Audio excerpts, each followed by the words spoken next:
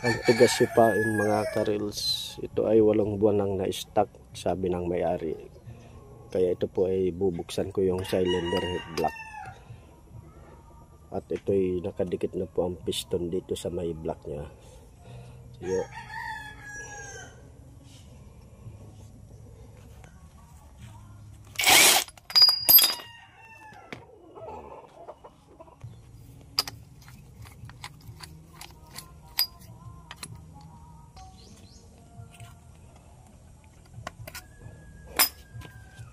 Ayan mga guys, malapit na po.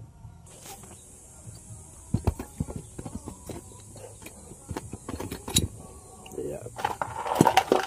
Ayan po. Kaya matigas pong sipain at makalawang na po yung piston.